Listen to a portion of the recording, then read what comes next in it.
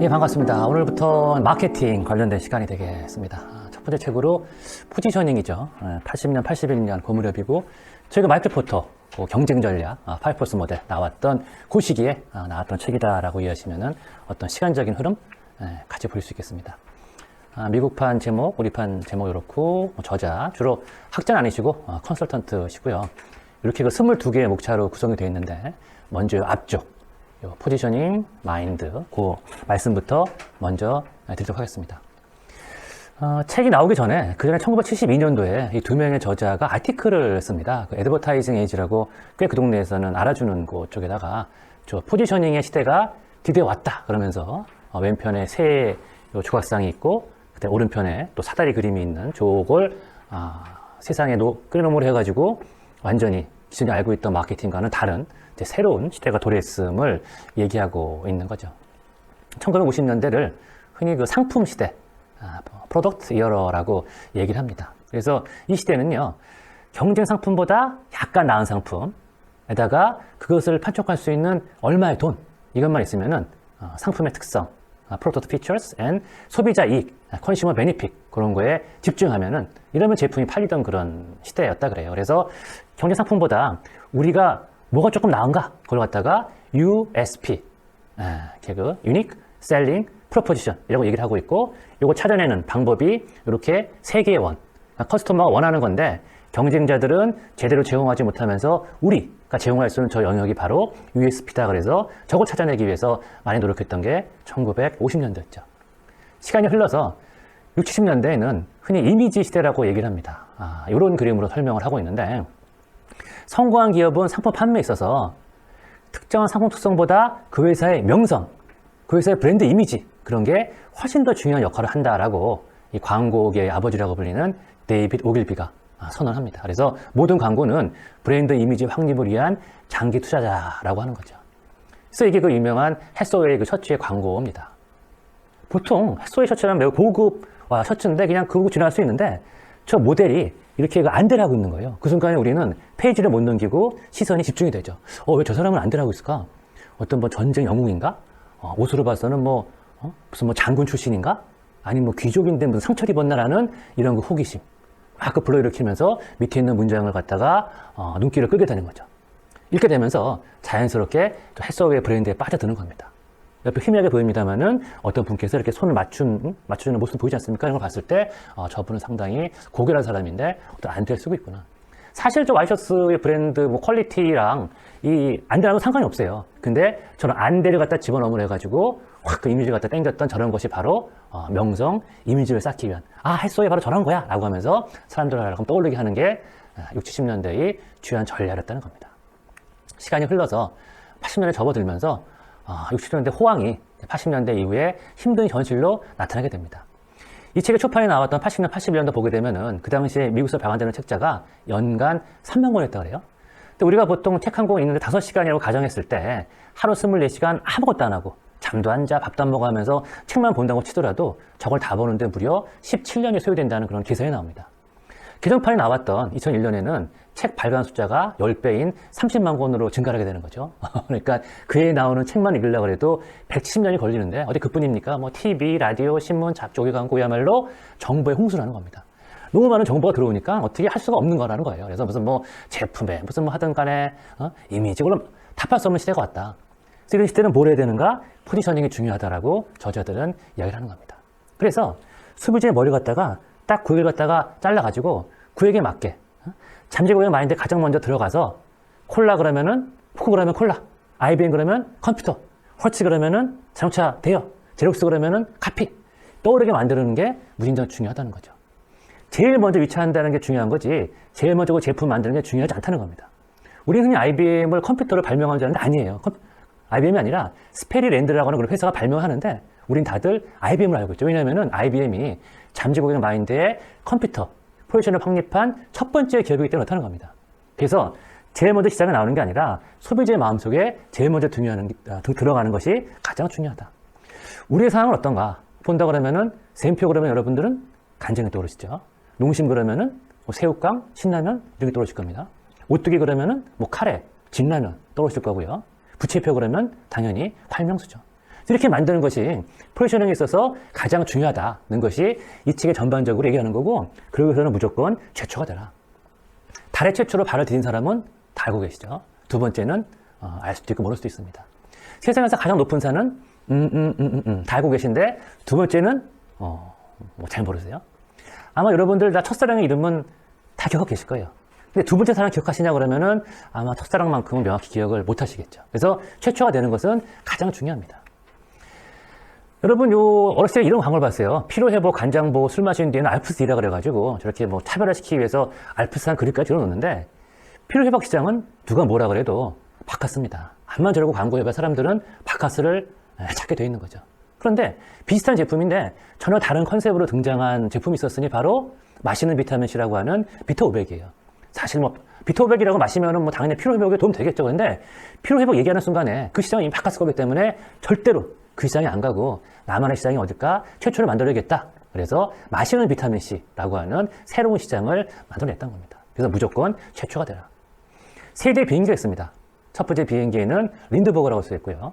두 번째 비행기에는 힝클러, 세 번째 비행기에는 에어하트라고 쓰여있죠. 우리 다들 린드버거 배웠죠, 미인전으로. 대서양을 횡단한 최초의 비행사니까 당연히 힝클러는 두 번째고 에어하트는 세 번째겠죠. 우리 린드버거만 알고 힝클러하고 에어하트는 모르니까 당연히 1등이 중요하구나 라고 생각할 수 있겠지만, 실은 이 그림의 핵심 메시지는 세 번째인 에어하트에 있습니다. 만약에 최초가 될 수 없다면 여러분은 어떻게 하셔야 되는가? 최초가 될 수 있는 새로운 카테고리를 만들라는 겁니다. 에어하트는 한국 사람은 잘 모르지만 미국 사람은 다 합니다. 왜 하는가? 대서양을 횡단한 세 번째 비행사가 아니라 대서양을 횡단한 최초의, 그렇죠, 여성 비행사라는 겁니다.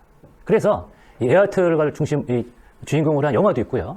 이 에어하트가 죽었을 때 그 다음날 팔은 뉴욕타임스에 에밀리아 에어하트 플라이 애틀랜틱 퍼스트 워먼 그러면서 이런 거 부고가 떴었죠. 여러분들 다들 좋아하는 그리고 스티브 잡스 1997년에 돌아와가지고 Think Different라는 광고를 내지 않습니까? 근데 그게 86년에 쫓겨났던 잡스가 11년 만에 돌아오면서 와서 보니까 제가 나갈 때만 해도 아주 어떤 괴짜들이 많았던 우수한 인력이 있었던 애플이었는데 들어와 보니까 아주 평범하고 밋밋한 그런 회사였다는 거예요. 그래서 실은 이 Think Different는 소비자를 위한 광고가 아니라 자기 조직 구성원들한테 보내는 메시지였다는 겁니다. 한번 제대로 미쳐봐라. 한번 세상을 바꿔봐라. 라는 그런 메시지를 갖다가 보내기 위해서 저 카피도 본인이 다 쓰고 이런 구상을 다 했는데, 이 그림을 보게 되면 여기 이 광고에 에밀리아 에어하트가 등장을 합니다. 제가 한 1분짜리 보여드릴 텐데 쭉 보시게 되면 중간에 간디가 등장을 하고 간디 다음에 등장하는 분이 바로 에밀리아 에어하트가 되겠습니다. 한번 보시겠습니다. Here's to the crazy ones.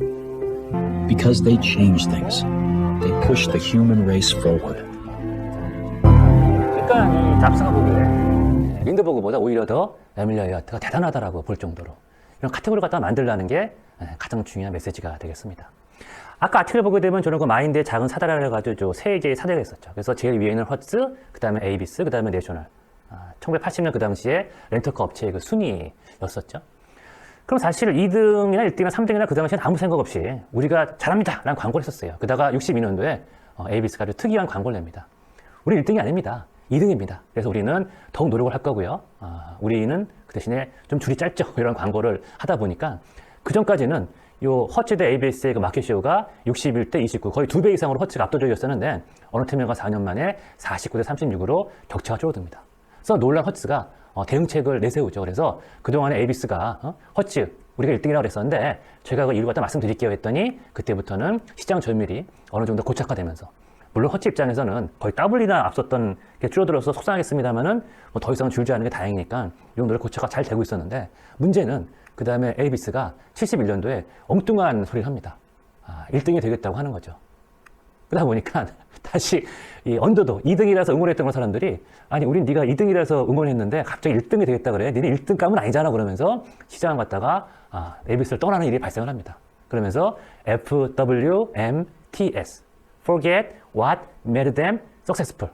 당신이 뭐 때문에 성공했는지 그걸 까먹으면 안 된다는데, 에이비스는 자기네가 2등이라고 얘기를 성공했었는데 그걸 놓치는 순간에 이게 완전히 시장이 무너지는. 그래서 요 사례가 있게 되면은 현재 내 위치가 어디 있는지를 명확히 파악하고 그에 걸맞는 대응책을 제시해야 된다는 게 매우 중요하다는 게 요 네 번째 마인드의 작은 사다리가 되겠습니다. 자, 업계를 보게 되면은 당연히 업계에는 1등도 있고 취업자도 있고 뭐 그런 게 있겠죠. 업계 1등은 어떻게 되는가? 당연히 이제 1등이 되려고 그러면 아까 봤다시피 제일 먼저 들어와야 되고, 들어왔으면은 그다음부터는 다른 경쟁자들이 1등 차지 못 차지하게 그냥 계속 커버하는 게 가장 중요할 겁니다. 사실 우리 대부분은 1등이 아니라 2등이잖아요. 그럼 우리 2등, 3등, 4등, 5등 어떻게 되는가? 1등에 맞는 전략이 결코 2등에 맞을 수가 없는 거죠. 그래서 등유로 밀려난 개인이나 기업은 소비자의 마인드 속에서 아직 아무도 차지하는 틈새, 그러니까 어디 있을지 그걸 찾아내는 게 매우 중요한 거죠. 이거는 폭스바겐이 미국에 처음 들어왔을 때 냈던 광고입니다. Think small, 작게 생각하라. 엄청나게 큰 효과를 이뤘었죠. 이 비틀이 미국에 진출할 때 사실 미국에 다른 소형차가 있었거든요. 근데 아무도 작은 소형차들이 우린 작아라고 광고한 적이 없다는 겁니다. 다들 우리 지금은 작지만 이거 사신다면 나중에 우리 거 중형차 사세요 하는 그 순수였죠. 근데 비틀은 떳떳하게 우린 소형차다. 이런 포지션을 선점하고 나니까 그다음부터 미국 시장에서도 모든 소형차 살려는 사람들은 다 폭스바겐 비틀로 넘어가는 저런 현상이 발생을 했었죠. 이런 그 차별화 포인트를 찾는 게 매우 중요하다는 겁니다. 저희 시즌 1 제5강 마이클 포터 시간에 잠깐 그 문영미 교수의 디퍼런 저 책을 소개한 적이 있었어요. 그래가지고 다시 한번 말씀드리면은 그때 뭐 3가지 정도 방법이 있다. 그래서 거대한 흐름에 맞서기 위해서 당시 뭐 야후나 라이코스가 막 지저분하게 포트를 만들었을 때 구글처럼 거꾸로 심플하게 가라거나, 브레이크 어웨이는 이 태양의 서커스는 원래 쟤네들은 아크로벳 하는 애들이 뮤지컬 하는 거다. 근데 그렇게 말해가지고 사람들이 뭔 소리인지 모르니까 서커스인데 서커스를 비틀어서 브레이크 어웨이 해가지고 들어오게 되면 사람들이 새롭게 본다. 그다음에 세 번째 소비자는 왕이 아니다 같은 경우는 이 BMW 미니가 미국 시장 들어올 때 XXL, XL, L, M, S, 그 다음에 미니 그렇게 얘기함으로써 어차피 큰 차를 좋아하는 85%는 떠나겠지만 자동차 좋아하는 15%는 남아있다. 그럼 그 사람 대상으로 해가지고 마케팅하는 게 훨씬 유리하다는 얘기를 갖다가 한번 말씀을 드린 적이 있었습니다. 근데 남아있거나 비어있는 그 틈새, 구멍이 보이지 않아요. 그럴 때는 어떻게 해야 되는가? 그럴 때는 경쟁 상대를 갖다가 재포지셔닝해서 틈새를 만들려고 얘기를 합니다. 타이레놀이 아스피린 갖다가 어떻게 이렇게 재포지셔닝 시켰는지 재밌는데요. 자, 타이레놀 광고인데요. 아스피린을 보용해서는 안 되는 수백만 명을 위하여라는 아주 큰 글씨가 나옵니다. 다들 놀래죠. 평소에 많이 먹었던 분들을. 누가 먹으면 안 되는가 봤더니 복통을 자주 경험하시는 분, 또는 궤양으로 고생하시는 분, 천식, 알레르기, 빈혈증이 있으신 분들은 아스피린을 복용하기 전에 의사와 상담하는 것이 좋습니다. 약에다 그런 거 써 있지 않습니까? 상담하라고 그대로 갖고 온 거예요. 그러면서 아스피린은 위벽을 자극하고 천식이나 알레르기 반응을 유발하며 위장의 뇌출혈을 일으키기도 합니다. 미국 제품도 쓰잖아요. 만분의 하나, 만에 하나 있을 수 있으니까. 갖고 오니까 다 놀라는 거죠. 근데 그 다음 문장이 다행스럽게도 여기 타이레놀이 있습니다 하면서 자기네들은 안전하다라고 나온 거예요. 그럼 다시 1등은 이런 대응에 대해서 가만히 반응 안 해야 되는데 아스피린은 안타깝게도 반응을 했죠. 타이레놀이 그렇게 아스피린보다 안전하지 않다고 광고하는 걸 보니까 이런 소비자들은 타이레놀이 무서워서 엄청난 광고 캠페인을 벌이다니 아니땐 굴뚝에 연기 나는 건 아닌가 보네 그러면서 아스피린 사용자들이 많이 또 타이레놀로 옮겨가는 그런 계기가 됐던 것도 어떤 시사점이 있겠죠. 뒤편에서는 기업, 국가, 제품, 서비스 이런 카테고리별로 포지셔닝 전략을 얘기해 주는데 한 두어 개만 알아보겠습니다. 첫 번째 몬산토인데요. 몬산토가 사실 화학산업의 리더가 아니었었는데 요 생명의 화학적 사실 이런 프로그램으로서 리더로 부상하게 되는데 이런 겁니다. 자, 몬산토가 리더가 되려면은 앞서 봤다시피 최초가 있어야 돼요. IBM의 컴퓨터, 제로스의 복사기, 듀퐁의 나일론. 근데 몬산토는 그런 게 없었죠. 그럼 조금 세분화 해가지고, 자, 우리가 상품의 1등이 있을까? 비즈니스, 리더십이 있을까? 산업, 리더십이 있을까? 봤는데, 뭐 상품에서도 보면 듀퐁이 매출 같은 거 1등이고, 몬산토는 다우, 유니온 카바이드와 함께 2등 그룹이었고요. 비즈니스 리더십은 서로 잘 따고 써두고 있던 형국에서 화학산업이 마침 문제가 많다라고 엄청 공격을 받고 있었습니다. 그래서 몬산토는 여기서 착안을 했죠. 그래가지고 만약에 화학물질이 없다 그러면은 생명그 자체가 불가능합니다.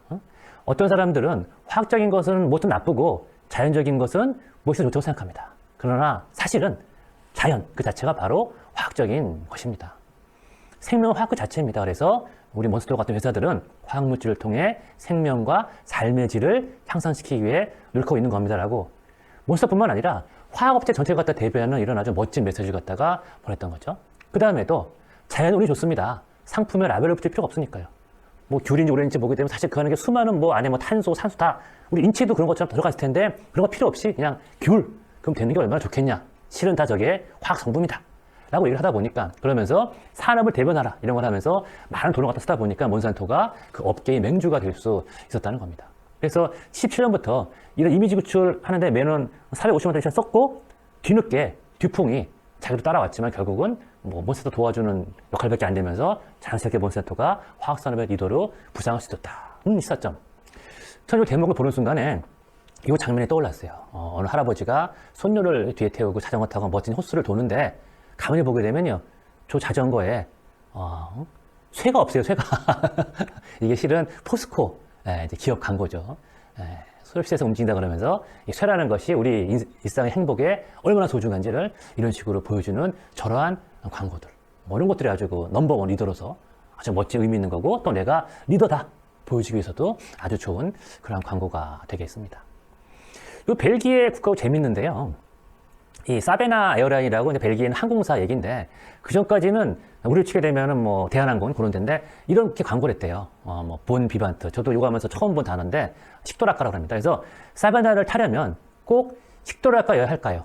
뭐 저런 거죠. 뭐 대한항공 타려면은 꼭 내가 식도락가여야 할까요? 그래서 우리 타게 되면은 음식 근사하게 차려주니까 걱정 말고 다 이렇게 광고했는데, 사람들이 비행기 탈 때는 어디 가기 위해서 타지 맛있는 걸 먹기 위해 타지는 않잖아요. 그렇죠? 그러니까 기내식이 훌륭하다는 이유만으로 자신의 목적지와 다른 비행기 타는 사람은 없다는 거예요. 그래가지고 어떻게 하면 좋을까 참 당황스럽고 고민이 많죠. 왜냐하면은 저 대서양 항로 승객 비율을 갖다가 16개국 보니까 영국 29%쫙 내려오면서 벨기에는 저 밑에 아래에서 세 번째 겨우 2%에 불과했다는 겁니다. 그래서 어떻게 하게 되면 이걸 극복할까?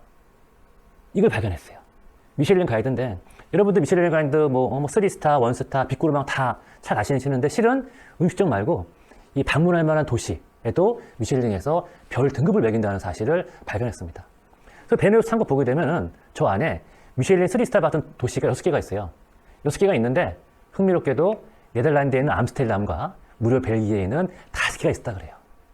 그 순간에 이 잭트라트 아일리스는 어떤 광고, 이 문화를 생각해냈냐면은 아름다운 벨기에에는 5개의 암스테르담이 있습니다. 라는 이런 멋진 문구를 만들었던 거죠. 그 순간에 이 광고 나간 다음에 사실 벨기에, 저도 뭐 아직 벨기에 못 가봤고요. 그 전까지 벨기에 갈 생각이 없었는데 이 문구를 보는 순간에 그래? 암스테르담 정도가 5개 더 있다고 하면서 막 가보고 싶은 생각이 들더라고요. 그러니 이 당시에 나왔을 때 뭐 어마어마했겠죠. 암스테르담 파리행 열차 차창으로 보았던 관객들이 전화문이 빗발쳤고, 그 중에서는 네덜란드 관광장관이 벨기에 관광장한테 전화도 있었는데 말할 필요도 없이 그 광고 많은 사람 누구냐? 정말 죽이고 싶다 정도로 네덜란드 관광장관이 화가 나 있었다. 아주 대성공을 거둔 그런 광고였다는 겁니다. 그래서 분석을 합니다. 왜 히트했을까? 3가지 꼽는데요. 첫 번째는 이미 여행객의 마인드에 자리 잡고 있던 암스테르담, 다 알죠? 거기 좋은 멋진 도시인데 그게 무려 5개나 있다. 그 얘기하니까 확 땡겼다는 거예요. 그래서 무조건 좋다가 아니라 누구나 다 아는 어떤 게 있는데 그거보다 우리 건 더 좋아. 그만큼 좋아. 그런 거 5개 있어. 라고 하게 되면은 기존에 강력히 구축된 인식을 이용할수록 그만큼 자기네 포지션 확립이 유리하다. 두 번째, 미슐랭 가이드 다 알지 않습니까? 그런데 미슐랭 가이드가 이미 뽑았으니까 객관적이라는 거예요. 그래가지고 어떤 주장의 신뢰도를 높였다는 거. 그 다음에 마지막 3번째로 방문할 만한 5개 도시를 해가지고 지나치는 게 아니라 목적지로 생각해 만들었다는 것이 어떤 히트 요인인데, 안타깝게도 이게 반짝 히트로 끝나요. 왜 그런가 보게 되면요, TV 광고가 시행된 무렵에 사베나 항공의 조직 개편이 일어납니다. 그래서 새로 선출된 경영진이 이 프로그램에 전념하지 않았어요. 그러던 중 브뤼셀 본사에서 원래 했었던 유럽의 관문 이런 거로 가자고 얘기했었고, 더 좀 안타까웠던 것은 벨기에 관광청에서 아니 왜 5개만 하냐, 우리 도시 더 많은데 다른 도시가 싫어한다, 다른 데다 막 껴라 그러면서 별 3개 등급 받지 못한 다른 도시까지도 포함시키라고 난리쳤던 거예요.